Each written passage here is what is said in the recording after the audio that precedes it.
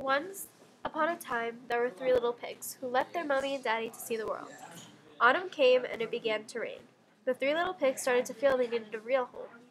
They talked about what to do, but each decided for himself. The laziest little pig said he'd build a straw hut. It'll only take a day, he said. The others disagreed.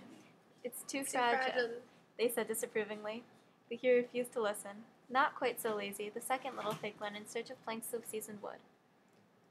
Clunk, clunk, clunk.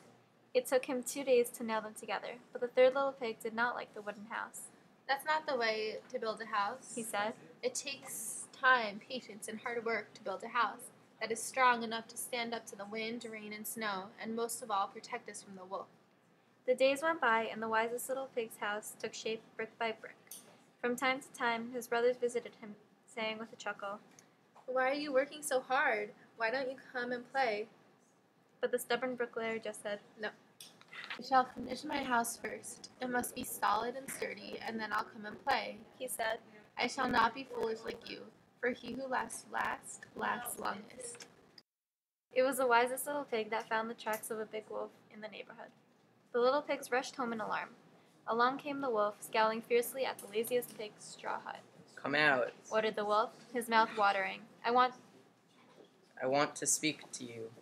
I'd rather stay where I am, replied the little pig in a tiny voice.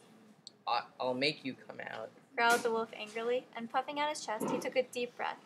Then he blew with all his might right onto the house, and all the straw the silly pig had heaped against some thin poles fell down in the great blast. I hope this house won't fall down. Let's lean against the door so we can't break in. Outside, the wolf could hear the little pig's words. Starving as he was, the idea of a 2-course meal, he rained blows on the door. Open up, I only want to speak with you. Inside, the two brothers wept in fear and did their best to hold the door fast against the blows. Then the furious wolf braced himself a new effort. He drew in a really enormous breath and went... The wooden house collapsed like a pack of cards.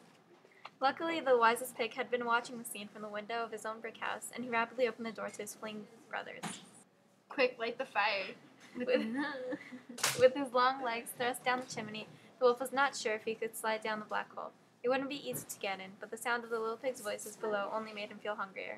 I'm dying of hunger. I'm going to try and get down. And he let himself drop, but the landing was rather hot, too hot, and the wolf landed in the fire, stunned by his fall. The flames licked his hairy coat, and his tail became a flaring torch. Never again will I go down a chimney, he squealed as he tried to put out the flames in his tail. Then he ran away as fast as he could. The three happy little pigs, dancing round and round the yard, began to sing, Tra-la-la-la, tra-la-la-la. The wicked black wolf will never come back.